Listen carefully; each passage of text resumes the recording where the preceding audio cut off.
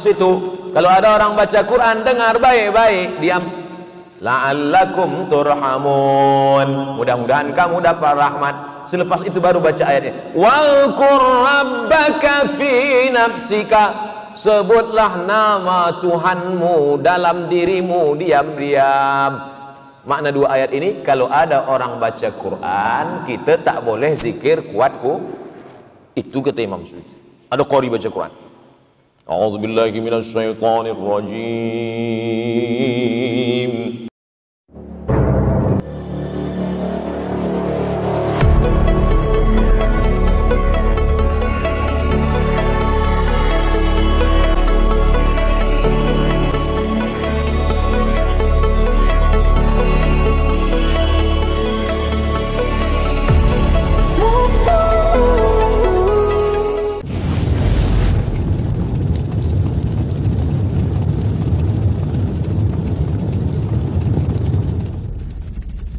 Allahumma antas salam wa minkas salam wa ilaika ya'udus salam fahayyina rabbana bis salam wa adkhilna al jannata daras salam tabarakta rabbana wa ta'ala ya dzal jalali wal ikram ilahana anta maulana subhanallah.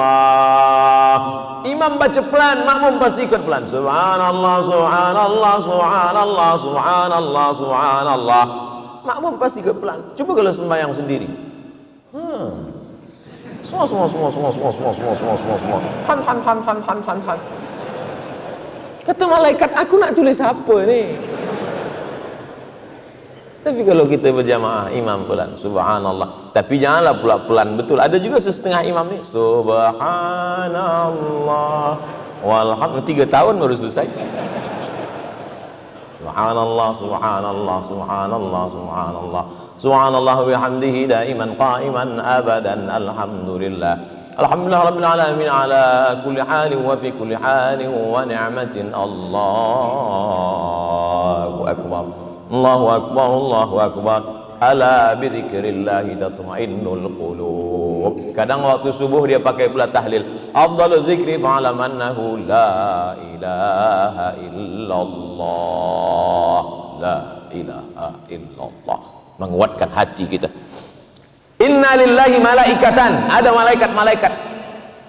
Malaikat ini tak ada nama. Bukan Mikail, bukan Israfil, bukan Israel, bukan Munkar, bukan Nakir, bukan Malik, bukan Ridwan, bukan Raqib, bukan Atid, bukan Kiraman, bukan Katibin. Siapa nama dia? Tak ada nama. Inna lillahi malaikatan. Ada malaikat-malaikat. Yatufuna alal ard. Malaikat ini berkeliling di atas muka bumi. Mereka mencari majlis zikir. Manakala mereka melihat ada majlis zikir, malaikat itu memanggil malaikat yang lain. Apa kata mereka? Halummu, halummu, come here. Halummu ila hajatikum. Marilah kemari, inilah hajat yang kamu cari dari tadi. Sebab mereka ingin mencari majlis zikir. Apa kata Nabi SAW? Idza marartum bi riyadil jannah farta'u. Kalau kamu lalu di taman surga, makan minumlah kamu di situ. Di taman surga ada makanan, ada minuman, ada tempat muttaqina fiha 'alal araik. Mereka duduk bersandar di kerusi-kerusi yang tinggi. Kalau kamu lalu di taman surga, makan minumlah kamu. Kata sahabat, mana ada taman surga di dunia ya Rasulullah? Taman surga itu kan di akhirat. Mana ada taman surga di dunia? Kata Nabi, ada taman surga di dunia. Apa taman surga di dunia itu? Halaqatuz zikir. Majlis zikir. Ketika orang yang berzikir itu lepas berzikir, dia tegak berdiri, turun malaikat. Nada mudadin minas sama. Datang malaikat turun dari langit. Apa kata malaikat? Qumu ma'furan lakum. Berdirilah kamu tegak, karena semua dosa kamu sudah diampunkan Allah Subhanahu wa taala. Hadis riwayat Ahmad dalam kitab Al-Musnad. Berapa hadis tentang zikir beramai-ramai ini? Lebih 20-30 hadis. Disusun oleh Imam Al-Hafiz Jalaluddin Abdurrahman As-Suyuti. Nama kitabnya lupa pula. Natijatul Fikri fil Jahri Bidzikri. Nama kitabnya Natijatul Fikri fil Jahri Bidzikri. Tentang hadis-hadis zikir jahat bersama-sama. Sekarang banyak orang tak nak berzikir. Dia zikir nak senyap-senyap. Apa zikir senyap-senyap? Sahabat Nabi sampai mendengar zikir di luar. Nama sahabat Nabi Abdullah bin Abbas. Abdullah bin Abbas, kata Abdullah bin Abbas, kunna fi ahdin Nabi sallallahu alaihi wasallam. Kami pada masa Nabi Masjid Nabawi sudah selesai. Dari mana engkau tahu wahai Abdullah bin Abbas? Masa itu dia masih budak-budak kecil lagi, dia di luar. Aku tahu solat sudah selesai kerana aku mendengar suara takbir di dalam masjid. Dia di dalam Masjid Nabawi. Masa itu belum ada mikrofon lagi. Cuba kita tes macam mana bunyi takbir kalau tak pakai mikrofon. Allahu Akbar, Allahu Akbar, Allahu Akbar. Begitulah bunyi mereka bertakbir. Bukan pelan-pelan, tapi saya tetap tak salahkan juga bila ada orang berzikir pelan. Mungkin dia sedang tak sedap hati. Yang pula dia, ini kawan ni berzikir pelan, kita kuat, kita nak ejek dia. Allahu Akbar. Mungkin dia nak pelan, kita kuat. Allahu Akbar, Allahu Akbar. Kata Syekh Abdul Wahab Sya'rani, kata Syekh Abdul Wahab Sya'rani, berzikir itu sampai bergoncang dari ujung rambut sampai ke ujung kaki. La ilaha illallah, la ilaha illallah. Zikir kuat, mengusir hantu setan, semua lari mendengar zikir. Makanya azan itu kuat. Allahu Akbar, Allahu Akbar. Lari setan-setan. Wa alaihi duratun, wa alaiha duratun. Durat, maaf, durat artinya kentut. Kalau berbunyi durat, kalau tak berbunyi fusak. Itu hebatnya bahasa Arab. Berbunyi tak berbunyi pun ada.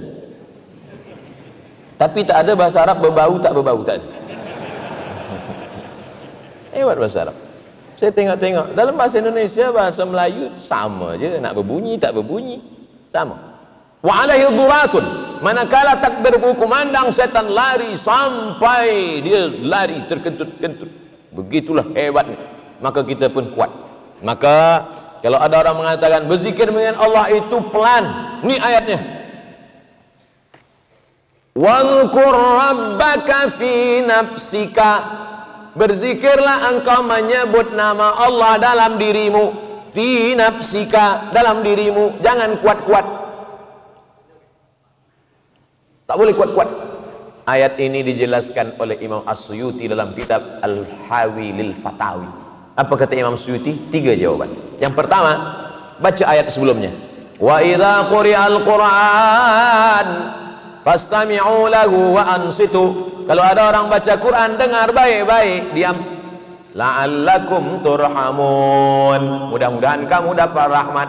Selepas itu baru baca ayatnya. Wa'kur rabbaka fi nafsika, sebutlah nama Tuhanmu dalam dirimu diam-diam. Makna 2 ayat ini, kalau ada orang baca Quran, kita tak boleh zikir kuatku. Itu kata Imam Suyuti. Ada qari baca Quran, a'udzubillahi minasyaitonir rajim, tiba-tiba ada orang la ilaha illallah, mana boleh. Itu maknanya. Kalau tak ada orang baca Quran, boleh zikir kuat. 2, zikir kuat itu untuk menghalau hantu setan. Sedangkan ayat ini untuk Nabi Muhammad SAW. Wadhkur rabbaka, ka artinya engkau. Engkau di situ siapa? Muhammad SAW. Wadhkur rabbaka fi nafsika, sebutlah Tuhanmu dalam dirimu, hai Muhammad. Senyap-senyap dalam hati, jangan kuat-kuat. Sebab Nabi Muhammad sudah terpelihara dari setan. Nabi Muhammad terpelihara dari setan. Umar bin Khattab, masalaka Umar fajjan qatu illa salaka syaitanu fajjan ghaira fajjika. Kalau Umar lalu di suatu jalan, maka setan akan lalu di jalan lain, kerana setan takut lalu di jalan Umar. Umar bin Khattab kalau dia lalu di jalan ini, setan akan cari ring road. Bukan macam kita bersama-sama dengan setan. Maka menghalau setan itu dengan zikir yang kuat. Yang ketiga, bahwa ayat ini turunnya di Makkah. Ayat yang turun di Makkah sebelum hijrah, Makkiyah. Ayat yang turun selepas hijrah, Madaniyah. Ayat yang turun Makkiyah maknanya tak boleh zikir kuat di Makkah. Sebab kalau zikir kuat di Makkah ditangkap Abu Jahal, Abu Lahab, Abu Sufyan dan Abu lainnya. Di Brunei Darussalam kalau kita zikir kuat, ada Abu Lahab datang? Tak ada. Itulah dalil-dalilnya kenapa selepas sembahyang subhanallah, alhamdulillah, Allahu akbar. 5. Keenam. Qad ujibat da'watukuma. Doa kamu berdua dikabulkan Allah. Doa kamu berdua dikabulkan Allah. Siapa yang berdoa? Siapa yang mengaminkan? Yang berdoa Nabi Musa alaihi salam, yang mengaminkan Nabi Harun. Ya Allah, tolonglah kami akan menghadap Fir'aun. Amin, kata Harun. Itulah mengapa imam berdoa, makmum mengaminkan. Allahumma inna nas'aluka salamatan fid din. Amin. Wa afiatan fil jasad. Amin. Wa ziyadatan fil ilmi. Amin. Wa barakatan fil rizqi. Amin. Sekarang banyak orang selepas sembahyang dia tak berdoa lagi. Assalamualaikum warahmatullahi wabarakatuh. Apa kenapa tak berdoa? Doa yang lama pun belum kabul, Ustaz. Kita tak tahu sembahyang kita yang lama-lama dulu pun kita tak tahu entah diterima Allah entah tidak. Kenapa kita tetap sembahyang hingga malam ini? Begitu kata Umar bin Khattab, aku tak tahu doaku ini diterima Allah atau tidak, tapi aku tetap berdoa kerana doa adalah ibadah. Doa mukhul ibadah. Doa itu otaknya ibadah. Beza kita dengan haiwan otak ini. Maka otak daripada ibadah kita ini adalah doa. Orang yang tak berdoa ini sombong. Nabi Muhammad sallallahu alaihi wasallam malam Jumat 17 Ramadan tahun 2 Hijrah esok akan menghadapi pasukan Abu Sufyan. Dia angkat tangannya ke atas. Sampai surban.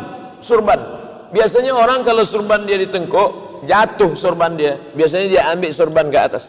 Tapi Nabi SAW malam itu berdoa sampai subuh. Surban dia jatuh, dia tak peduli. Datang Abu Bakar Siddiq menaikkan sorban ke tengkuk Nabi. Apa kata Abu Bakar? Hasbuka ya Rasulullah. Cukuplah ini ya Rasulullah. Engkau pasti ditolong Allah. Doa engkau dikabulkan Allah. Mengapa engkau berdoa juga lagi?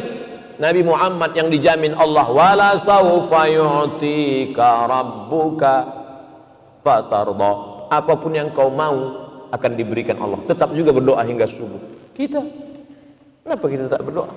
Padahal Nabi SAW dijamin Allah, ditolong Allah. Tetap juga dia berdoa sampai subuh. Nabi kalau berdoa, naik Nabi ke atas mimbar. Nabi ke atas mimbar.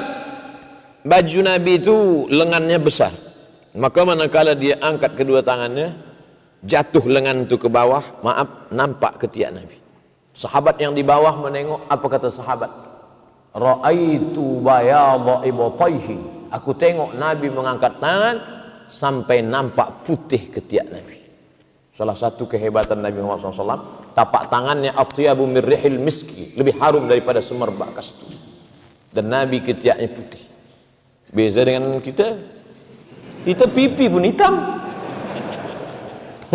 Makanya banyak orang baru berjumpa dengan Nabi, belum Nabi berkata, dia sudah bersyahadat asyhadu an la ilaha illallah wa asyhadu anna Muhammad Rasul. Nampaknya nurun nubuwah. Kita nengok kita, na'udzubillah, tak sama kita dengan Nabi. Nabi nur, cahaya. Maka Nabi SAW mengajarkan kita berdoa. Nabi pernah naik ke atas mimbar. Mimbar Nabi itu 3 saja. 1, 2, 3. Amin kata dia. Amin kata dia. Amin kata dia. Sahabat heran, apa nih ya Rasulullah? Amin 3 kali. Amin. Kata Nabi, aku mendengar, kamu tak mendengar. Aku memandang, kamu tak memandang. Apa yang kau dengar? Apa yang kau pandang? Tadi Jibril datang. Jibril baca 3 doa. Ba'dan liman adraka Ramadan falam yughfarlah. Celaka orang yang jumpa dengan Ramadan tapi doanya tak dikabulkan Allah. Dosanya tak diampunkan Allah. Amin. Jibril berdoa, Nabi mengaminkan. Ba'dan liman adraka walidahul kibara ahaduma ukilahuma falam yudkhilahul jannah. Celaka orang yang jumpa dengan ibu bapanya sampai tua tapi dia tak berbakti hingga dia tak masuk surga. Amin. Jibril berdoa, Nabi mengaminkan. Ba'dan liman dzukirta wa lam yusalli alaika. Celaka orang yang manakala disebut namamu tapi dia tak berselawat kepadamu. Amin. Makanya bila disebut nama dia, semua jamaah berselawat, Allahumma salli ala sayyidina Muhammad wa ala alihi wa sahbihi wa barik wa sallim. Apa maknanya? Nabi Harun mengaminkan doa Musa, Nabi Muhammad mengaminkan doa Jibril, maka mengaminkan doa imam adalah sunnah. Imam berdoa, aminkan. Ustaz, saya tak aminkan doa imam. Kenapa? Saya tak dengar. Imam biasanya berdoa, kita dengar. Saya beberapa kali sembahyang di Brunei Darussalam, saya dengar imam. Allahumma afina fi jasadina, Allahumma afina fi baladina, Allahumma aslimna, Allahumma sallimna wa sallimil muslimin, Allahumma ansur ikhwanana al-mujahidina fi Falastin. Maka kita aminkan. Lalu kemudian dia tutup pula dengan Al-Fatihah. Membaca Al-Fatihah sebelum berdoa, di tengah doa, di ujung doa, itu adalah salah satu bentuk wasilah. Ya ayyuhalladzina amanu taqullah, hai orang yang beriman, takutlah kepada Allah. Wabtaghu ilaihil wasilah, bertawassullah kamu dengan wasilah.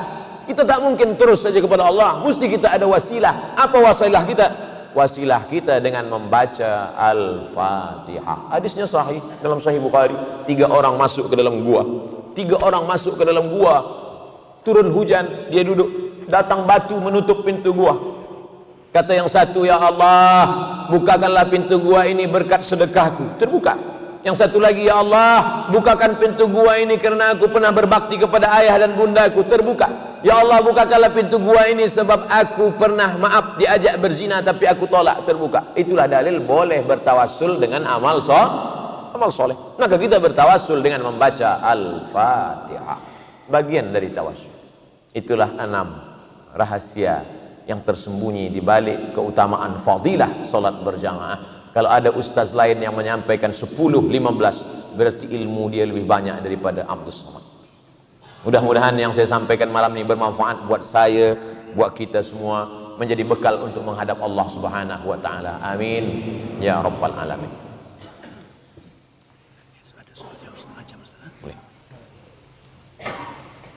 Alhamdulillah, itulah intisari dari kondisi zaman yang telah disampaikan oleh Mulia Ustaz Dr.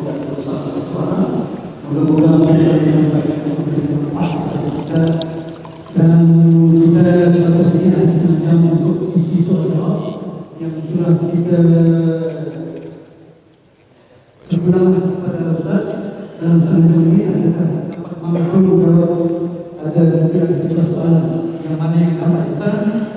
Jadi sebelum saya membacakan soalan-soalan yang telah pun dicatatkan kepada saya, begitu saya telah didatangi oleh beberapa teman yang minta ajukan soalan kepada Yang Mulia Ustaz Doktor. Yaitu saya menggunakan dengan cara saya sendiri, Ustaz, apa yang saya sampaikan oleh teman ini. Dia ada masalah mengenai dengan salat yang kakinya tidak dapat dilipat atau tidak dapat duduk iftiras ataupun duduk sujud. Jadi dia menggunakan duduk di kursi. Jadi masalah yang menjadi kerusingan dia ialah saya banyak melihat di masjid ataupun beberapa buah masjid, cara sembahyang duduk di masjid ini berbagai-bagai cara. Bahkan saya melihat di YouTube, Ustaz, pun berbagai-bagai cara yang imam tunjukkan cara berlainan dalam masjid ini lain, dalam masjid sana lain, mengikut ceramah lain. Jadi dia minta untuk pencerahan yang mana sebetulnya menurut sunnah ahli wal jamaah bagi duduk di atas kursi bagi orang yang tidak mampu sujud. Silakan Ustaz. Kaidah dalam fiqh ad-darurat tubihul mahzurat. Darurat, emergensi membolehkan yang mahzurat. Kalau kita dalam keadaan normal, dalam keadaan sihat, tegak berdiri. Tapi kalau dalam keadaan sakit, kita boleh solat duduk. Bahkan Nabi manakala dia sudah tua, badannya sudah besar, sudah berat, solat sunatnya pun duduk. Solat sunat duduk. Kaki yang tak boleh ditekuk, maka dari awal takbiratul ihramnya tegak. Bukan duduk dari awal. tegak di awal. Masa awal tu tegak. Allahu Akbar. Letak kerusi, kaki kerusi itu di awal, kaki kerusi di awal sajadah, di pangkal sajadah. Bukan kaki orang yang sakit itu di pangkal sajadah. Kaki kerusi itu di pangkal sajadah. Maka dia agak maju ke hadapan sedikit. Dia agak maju sedikit. Jadi kaki kerusi itu yang di sajadah. Banyak juga saya tengok dia salah. Dia tegak di pangkal sajadah, kaki kerusi dia di sana, yang belakang mengamuk. Balik dari situ bertambah sakit. Dia maju, kaki kerusi di pangkal sajadah. Dia tegak. Ghairil maghdubi alaihim waladdallin. Amin. Bismillahirrahmanirrahim. Qul huwallahu ahadunillahus samad. Kaki kerusi di pangkal sajadah. Ini pangkal sajadah. Terus dia tegak. Qul huwallahu ahadunillahus samad. Lam yalid wa lam yulad wa lam yakul lahu kufuwan ahad. Rukuk. Kalau boleh rukuk, rukuklah. Kalau tak boleh rukuk sebab mula sakit, duduk. Allahu Akbar. Sami'allahu liman hamidah. Sujud. Allahu Akbar. Lebih rendah lagi sikit. Kalau tuan puan nanti pergi umrah di Makkah, ada masjid Sulaiman bin Abdul Karim Ar-Rajihi. Masjid itu dia buat, dia bina untuk mengenang almarhumah emak dia, Aisyah Ar-Rajihi. Maka di situ di hadapan ini dibuat ada kerusi, panjang kerusi, panjang kerusi. Dulu masa saya belajar di Kaherah, itu di sop awal, sop pertama, kiri kerusi, kanan kerusi. Sop kedua, kiri kerusi, kanan kerusi. 2017 saya ke Kaherah, sop 1, sop 2 sudah tak ada kerusi lagi. Rupanya kerusi makin banyak di belakang. Orang makin banyak sakit kaki. Artinya apa? Orang sakit tetap ke masjid, badannya sakit, jiwanya sehat sebab dia menengok orang. Jangan orang tua kita yang sudah sakit, ayah, mak sakit di rumah aja lah, tunggu malaikat maut datang. Bawa dia ke masjid supaya semangat dia. Dulu kita tak berjalan, dia gendong kita, dia bawa. Sekarang dia tak berjalan, kita pula gendong dia, kita bawa ke masjid. Kita belikan kerusi, kita letakkan kerusi di samping kiri atau samping kanan, letakkan. Bila ada orang, apa awak bawa? Ini bapa saya, ini bunda saya. Baik, tegak dari awal. Saya dari awal pun tak boleh tegak. Dari awal tak boleh tegak, duduk. Ini dari awal. Selepas itu maka sop ini dihitung, dikira dari awal kerusi. Begitulah yang kami terima, yang kami saksikan, yang kami pelajari tentang orang-orang yang tidak mampu. Saya merasa tak mampu solat dalam keadaan sakit, rasanya di rumah saja sebab ganggu orang lain. Jangan, sebab kita tetap ke masjid. Tak boleh tegak, duduk. Tak boleh duduk di kerusi, duduk di lantai. Sampai-sampai kalau tak boleh duduk di lantai sekalipun, ada nama solat di atas tempat tidur, pakai isyarat mata saja. Allahu Akbar. Hadapkan ke arah kiblat. Allahu Akbar. Mata pun tak juga boleh, baru kita sembahyangkan ramai-ramai. Salat jenazah. La kafarata laha illa dzalik. Tidak ada yang boleh menebus salat kecuali salat itu sendiri. Saudara mara kita yang sedang berada di hospital tak boleh salat kerana doktor berkata jangan kena air, sebab bila dia kena air dia akan sakit tulang, dia akan sakit, dia akan demam. Fa illam tajidu ma'an fatayammamu sa'idan thayyiba. Kalau ada yang sakit atau darurat atau tiada air, maka tayammum. Orang sakit bukan kita bawakan limau. Orang sakit dibawakan limau. Yang makan orang sehat. Kita bawakan tanah untuk tayamum. Dia tak boleh bertayamum, ditayamumkan. Itulah maka anak-anak kita yang kita ajarkan tayamum. Tuan lelaki tak boleh tayamum.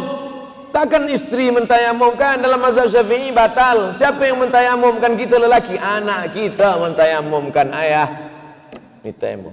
Dia pukulkan, disapukan ke muka, pukulkan ke tangan, buka cincin, buka jam sampai ke siku, pukulkan, tepukkan, hembus ke wajah sekali.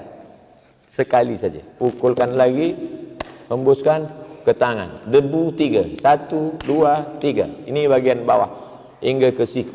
Buka sampai bawah. Ini bawa sampai ke siku.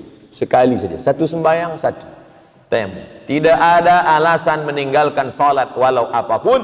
Man taraka salata muta'ammidan. Sesiapa yang meninggalkan sembahyang secara sengaja faqad kafara jihara, maka kafirlah dia secara nyata. Mudah-mudahan kita termasuk istiqamah sampai akhir hayat insyaallah. Amin ya rabbal alamin. Allah. Ini soalan dari hamba Allah. Saya pernah mendengar satu ceramah agama, betulkah tidak atau benarkah tidak suami salat berjamaah di rumah bersama istrinya, anak-anaknya. Ini dari pahalanya cuma dapat satu. Suami dapat satu, istri dapat pahala satu, anak-anak pun dapat pahala satu. Dibandingkan suami salat berjamaah di masjid dapat pahala 27. Mohon pencerahan. Mohon pencerahan. Qul, katakan ya Muhammad, in kuntum tuhibbunallah, kalau kamu memang cinta kepada Allah, fattabi'uni, ikuti aku.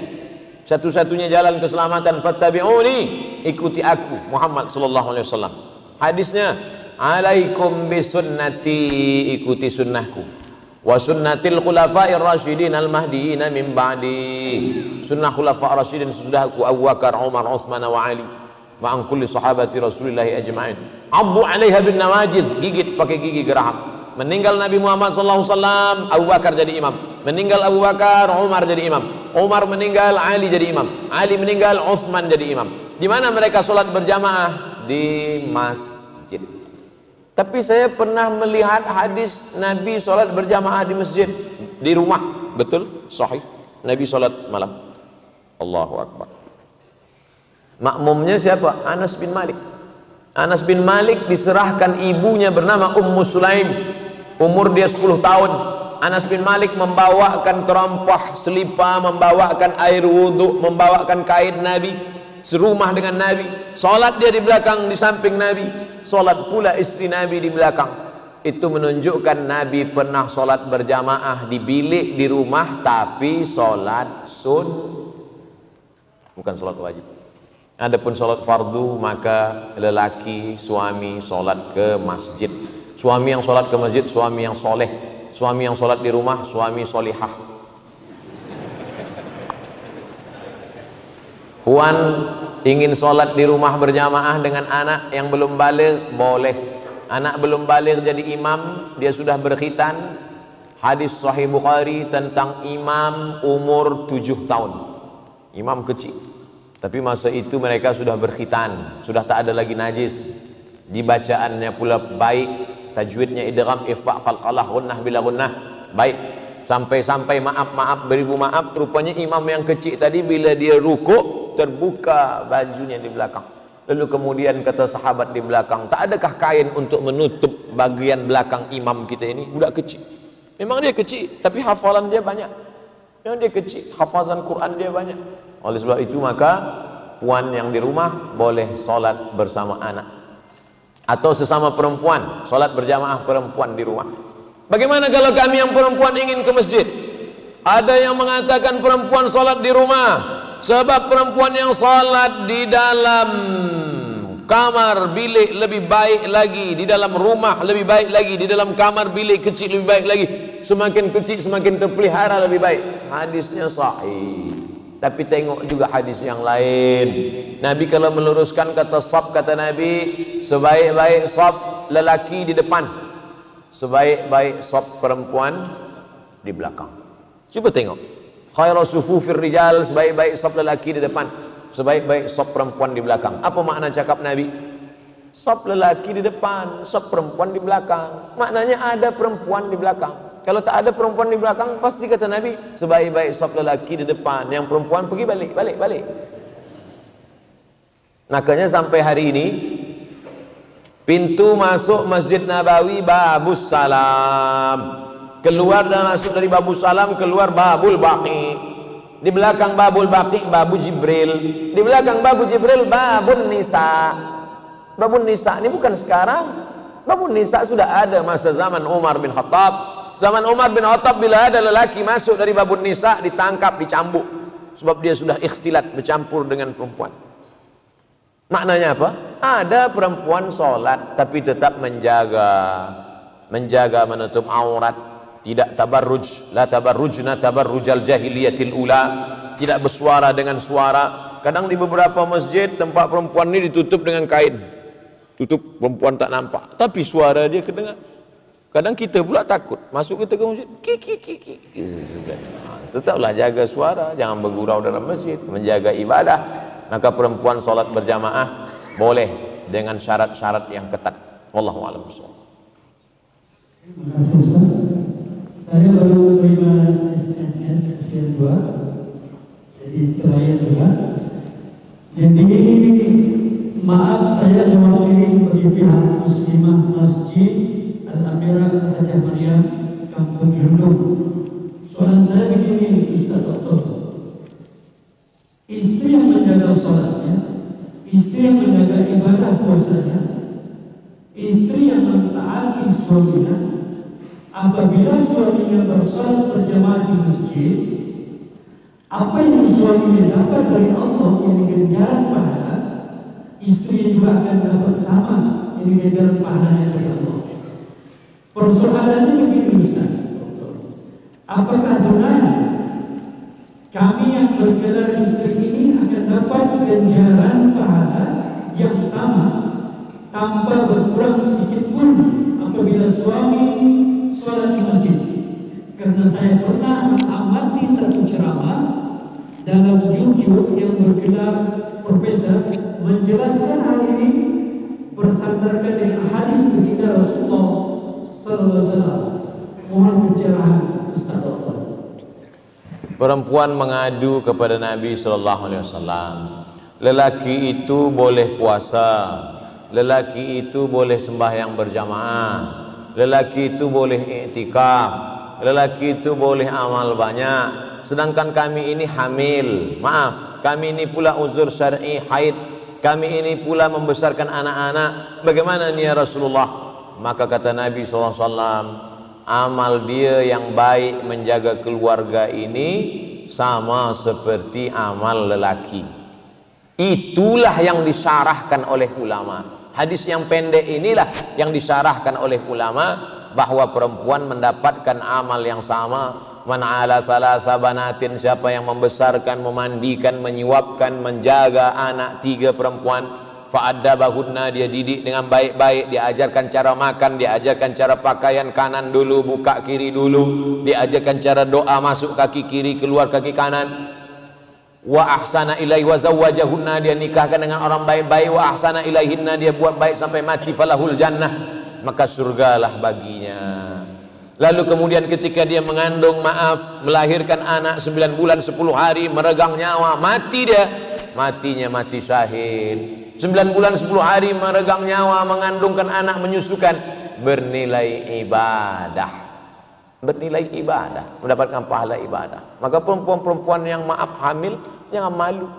Ini awak anak yang keberapa? Yang ke-7. Apa ini tahun hamil? Ibadah. Ada ibadah putus. Salat selepas mati putus. Baca Quran selepas mati putus.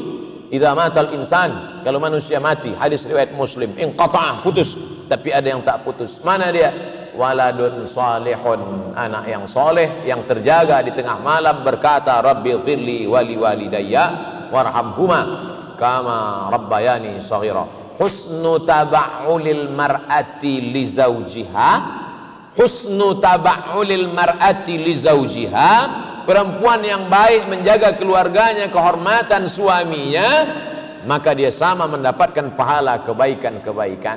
Beruntung bertuah. Mudah-mudahan tuan-puan senantiasa menjaga ini sehingga Allah Ta'ala melimpahkan rahmat, maghfirah, ridha dan kebaikan-kebaikan. Amin ya rabbal alamin. Soalan seterusnya. Assalamualaikum Prof. Adakah sudah dikira atau termasuk dalam kewajiban memberi nafkah zahir jika seorang suami memberi izin kepada istrinya untuk bekerja dan makan gaji. Di samping itu, suami tadi juga telah memberikan sebuah kereta kepada istrinya dengan cara bayaran angsuran yang hutang dalam tempoh masa dan dengan kadar bayaran yang tertentu. A'udzubillahi minasyaitonirrajim. Waqarna fi buyutikunna. Itu hukum asal perempuan. Waqarna fi buyutikunna. Wahai perempuan, kamu mesti menetap di rumah, tak boleh keluar rumah. La yaqluwanna rajulun ma'a imra'atin illa ma'a dhi mahramin. Kalau perempuan keluar rumah tak boleh berdua-dua. La tusafiranna ma'a imra'atun illa ma'a dhi mahramin. Kalaupun dia keluar rumah tak boleh keluar rumah kecuali dengan mahram. Kalau dia keluar rumah, la yakhluwanna rajulun ma'a imra'atin illa ma'a dhi mahramin. Tak boleh dia keluar kemudian dia ke suatu tempat berdua-dua, tak ada orang lain kecuali dengan mahram. Ini semua untuk menjaga martabat, harkat, kehormatan, kemuliaan perempuan. Karena Islam ini datang menjaga akal, menjaga diri, menjaga kehormatan, hifzul mal, hifzul aql, hifzul arad, hifzul nafs, nah, ini semua menjaga. Termasuklah menjaga perempuan. Bolehkah perempuan bekerja? Dijawab oleh Syekh Atiyah Saqar dalam kitab Fatwa Al-Azhar. Hadis pertama, ada seorang perempuan namanya Asma binti Abi Bakar. Asma mencari makanan unta, makanan kambing. Dia junjung di atas kepala dia rumput-rumput untuk makanan. Keluar rumah, Nabi SAW melihat. Manakala Nabi melihat, Nabi membawakannya dan mengantarnya balik ke rumah. Nabi tidak melarang. Itulah dalil perempuan boleh bekerja, beraktiviti.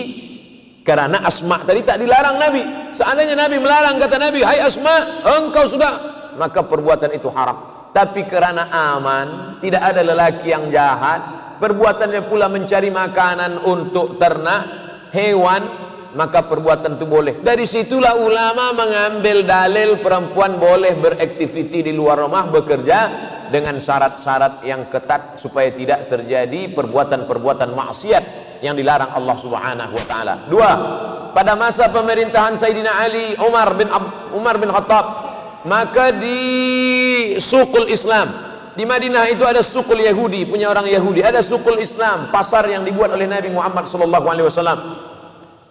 Ada wilayah hisbah, polis wilayah hisbah yang khas menengok siapa yang mencampur sukatan timbangan, siapa yang curang dalam sukatan timbangan.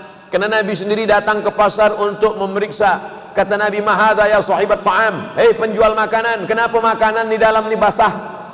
Asabahul matar, kena hujan ya Rasulullah. Wailul lil mutaffifin, celaka orang yang memainkan sukatan timbangan. Idza talu anan nas yastawfun, kalau dia menimbang, dia membeli, dia minta penuh. Tapi kalau dia yang menimbang, dia menyukat, dia curang. Man rasyana falaysa minna, siapa yang curang bukan golongan kami, bukan golongan Nabi Muhammad sallallahu alaihi wasallam. Maka yang menjadi pengetua polis wilayah hisbah masa itu namanya Ummu Syifa. Ummu Syifa itu lelaki apa perempuan? Ummu Syifa, takkan Ummu Syifa berkumis? Ummu Syifa perempuan. Itulah dalil perempuan boleh beraktiviti, tapi dengan syarat yang ketat. Syarat yang pertama, la tabarrujna tabarrujal jahiliyatil ula, tidak bersolek-solek jahiliyah. Syarat yang kedua, la yakhluwanna rajulun ma'a imra'atin, tak boleh berdua-duaan dengan lelaki yang tak mahram. Syarat yang ketiga, tak boleh dia musafir dengan lelaki yang tak mahram. Syarat yang keempat, hendaklah dengan izin walinya. Kalau suami ada maka izin suaminya. Syarat yang kelima, la yadribna bi arjulihinna, dia tak pukulkan kakinya ke lantai. Perempuan tak boleh memukulkan kakinya kuat ke lantai sementara di kaki itu dipasangnya gelang kaki, sehingga kalau dia berjalan kerincing, membuat lelaki memandang. Keluar biji mata lelaki menengok gelang kaki. Nah, ini semua adalah Islam datang untuk menjaga manusia. Islam bukan cuma berzikir, Islam bukan cuma salat, tapi Islam menjaga kehormatan, kemuliaan perempuan. Puan-puan bersyukur pada Allah dengan banyak berselawat, Allahumma salli ala Sayyidina Muhammad wa ala ali Sayyidina Muhammad, karena dialah yang sudah mengangkat kemuliaan, kehormatan, kemuliaan perempuan. Wallahu a'lam. Alhamdulillah. Jadi mungkin ini soalan yang terakhir Ustaz. Baik. Yang lainnya tidak sempat mungkin. Jadi bagaimana pula kedudukan perempuan yang belum bersuami? Adakah lebih afdal salat di rumah atau di masjid? Tentang perempuan sholat di rumah atau di masjid, kalau tidak menimbulkan fitnah, hukum dia boleh di masjid, jaiz, mubah. Tapi kalau menimbulkan fitnah, elok dia sholat di rumah. Menimbulkan fitnah, perempuan elok sholat di rumah. Tapi kalau dari maghrib ke isya ada tazkirah, ada soal jawab, lelaki ramai, perempuan pula ramai, maka elok dia datang ke masjid. Atau di university, perempuan ramai, lelaki pun ramai, ada tazkirah, maka elok. Tapi kalau di suatu kawasan tempat sunyi, lelaki pula hanya beberapa orang, dia pula bersendirian berdua, maka elok dia di rumah. Adapun lelaki, maka lelaki bukan perkara mubah, tapi lelaki, Nabi SAW selepas salat, Nabi memandang ke belakang, Nabi tanya, asyahidun fulan, mana si fulan, asyahidun fulan, mana si fulan, kenapa dia tak datang salat berjamaah? Layan tahiyanna. Mereka yang tak datang solat berjamaah berhenti, jangan ulang lagi. Kalau tetap mereka tetap tidak datang solat berjamaah, la uharriqanna alaihim buyutahum, aku akan bakar rumah mereka, kata Nabi SAW. Lalu kemudian turun pula ayat, Nabi menjadi imam pada perang namanya salat khauf. Salat khauf, Nabi tetap menjadi imam. Pada saat perang genteng, nyawa di ujung tanduk, datang musuh mau membunuh, memanah, menombak, maka tetap ada solat namanya solat khauf. Solat khauf disusun dua barisan. Pertama imam maju ke hadapan, sop pertama solat, sop kedua menjaga dengan tombak, dengan pedang, dengan panah. Selepas itu salam, sop yang kedua maju ke hadapan, sop yang di hadapan mundur ke belakang, maka bergantian. Nabi imam jadi imam dua kali. Itu menunjukkan pada perang sekalipun tetap solat berjamaah, apalagi dalam keadaan aman dan damai. Mudah-mudahan kita istiqamah salat berjamaah insyaallah. Amin ya rabbal alamin. Terima kasih Ustaz. Jadi mohon maaf bagi yang mengantar soal-soal tidak dapat diungkapkan karena masih berat. Jadi untuk menutup acara kita mempersilakan yang mulia Ustaz Dr. bersama untuk membacakan doa ambil berkah pada persiapan. على هذه النية وكل نية صالحة. الفاتحة. أعوذ بالله من الشيطان الرجيم. بسم الله الرحمن الرحيم. الحمد لله رب العالمين الرحمن الرحيم مالك يوم الدين. إياك نعبد وإياك نستعين. اهدنا الصراط المستقيم صراط الذين أنعمت عليهم غير المغضوب عليهم ولا الضالين. آمين. اللهم صل على سيدنا محمد وعلى آل سيدنا محمد. اللهم إنا نتوسل إليك بحق محمد صلى الله عليه وسلم والنبيين والصديقين والشهداء والصالحين. Kami mohon kepada Engkau ya Allah dengan kemuliaan Nabi Muhammad sallallahu alaihi wasallam, dengan kemuliaan surah Al-Fatihah, antu yassir lana umurana, mudahkan segala urusan kami, urusan dunia dan akhirat.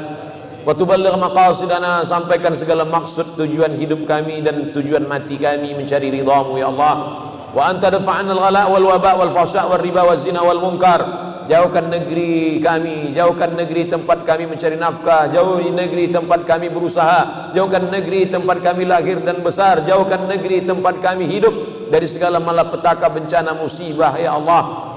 Allahumma ja'al abna'ana wa banatina min hafazil Qur'an wal hafizat. Jadikan anak cucu keturunan kami menjadi para penghafaz Al-Quran.